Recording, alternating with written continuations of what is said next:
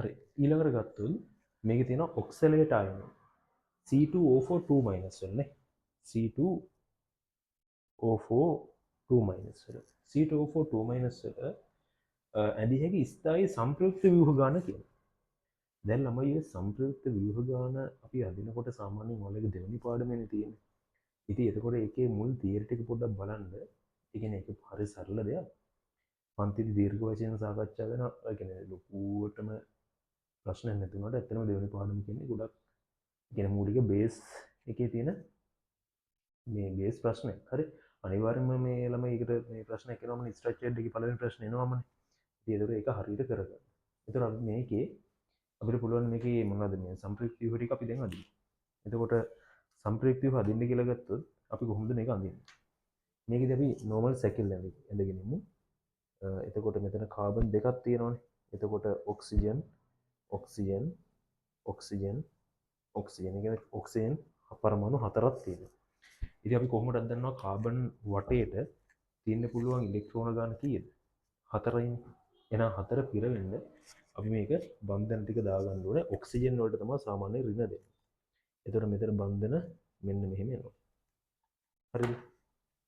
එතකොට ඔක්සිජන්ට ඍණ එනවා මෙතන. ඉතින් ඒක සෙල් ඉලෙක්ට්‍රෝන යුගල් ටික තියාගන්න පුළුවන්. ෆස්ට් එකේ සම්පූර්ණ වෙන විදිහට. හරිද? අපි ඒකද මේ MCQ එකකින්ද මම මේ ඔයාලට මේ එක්සෑම් එකේදී නම් මෙහෙම ලියන්න ඕනේ නෑ. මේ MCQ යන්නේ. ඉතින් ඔයාලා නෝමල් දැනගන්න මම පොඩ්ඩක් කියන්න. හරි. දැන් මේක අපිට මෙහෙම පුළුවන් නේද? බන්ධන ටික කරන්නේ කොහොමද? අපිට පුළුවන් මෙන්න මේ බන්ධනේ ළමයි මෙන්න මෙතෙන්ට කරන්න. එතකොට මේක සම්ප්‍රයුක්ත ව්‍යුහයක් කියලා කියන්නේ කොහොමද? මෙන්න මේ දිත්වහි සීතලය අපි ස්ට්‍රක්චර්ඩ් එකේ ලියද්දි මෙන්න මේ දෙපැත්තට තියෙන ඊතලේ දාන්න ඕනේ. එහෙම නැත්නම් ඒක ලකුණු හම්බ වෙන්නේ නැහැ. හරි. ඒක අනිවාර්යෙන් තේරුම් ගන්න. එතකොට මම මේක මෙහෙමත් අදිනවා. මෙහෙමත් යන්න දෙකින් අපිට මම මේ එකසල ඉලෙක්ට්‍රෝන ටික තියන්නේ නැහැ. මොකද අපි මේ MCQ එකකින්ද දිත්ත බන්ධනේ මෙන්න මේ බන්ධනේ මෙතෙන්ට කඩන්න පුළුවන් අපිට. එතකොට ඍණයක යනවා මෙතෙන්ට. හරිද? ඒ වගේම තව අපිට මොකද්ද කරන්න පුළුවන්? මේක මෙහෙම තියාගෙන මේ බන්ධනේ මෙතෙන්ට කඩන්න පුළුවන්. එහෙනම් එතකොට කොහොමද කැඩෙන්නේ? මේ බන්ධනේ මෙතෙන්ට කැඩුවට පස්සේ ඔක්සිජන් එක මෙතෙන්ට කියන ඍණ එක උඩට යනවා. මෙන්න මේ ඔක්සිජන් උඩට යනවා. ඊට පස්සේ මේ බන්ධනේ මෙහෙමමයි මේක මෙහෙමමයි. හරි. තව මොකද්ද කරන්න පුළුවන් විදිහ? තව පුළුවන් නේද? දැන් මෙයාව මෙහෙම තියාගෙනනේ මේ බන්ධනේ මෙතෙන්ට කැඩුවේ. මේක ගත්තේ. අපිට පුළුවන් නේද ළමයි මේක මෙහෙමම තියන්න. මෙයාව ඔහොම අල්ලගෙන මේ බන්ධනේ මෙතෙන්ට කඩලා දෙන්න.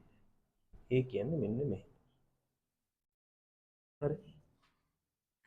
මෙන්න මෙහෙම අපිට එන්න දෙයක් නේද? ඒ කියන්නේ මෙයාව මෙහෙම තියාගන්නවා අල්ලා ගන්නවා. මේ බන්ධනේ මෙතෙන්ට කඩනවා. මයිනස් එක මෙතෙන්ට දානවා. හරි. ඔන්න ඔය ටික අඳින්න පුළුවන්.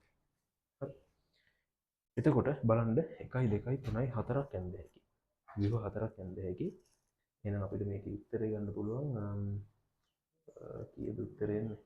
4ක් ඇඳ හැකි. ඒ කියන්නේ මේකේ උත්තරේ 3. ඒ කියන්නේ 2019 පේපර් එකේ 3 වෙනි ප්‍රශ්නට උත්තරේ 3 කියලා අපිට ගන්න පුළුවන්. ඉතින් මෙහෙම මේක ඇඳලම ගන්නත් පුළුවන් නැත්නම් මේක අනිවාර්යයෙන්ම අදින්න ඕන. හිතන්න ඔයාලට මේක මේ දැන් එක්සෑම් එකේදී අපි කියනවානේ පොඩි රටාවක් දේශීය ප්‍රශ්න ඉක්මනට කරන්න කියලා. ඒකට මේක ඉක්මනට කරගන්න එපා. එතකොට අපිට පුළුවන් මේකේ බන්ධන ගන්න බලලත් අපිට ක්‍රමයක් තියෙනවා. ඒ කියන්නේ මෙයාව අල්ලගෙන මෙයාව යවනවා මෙතෙන්ට.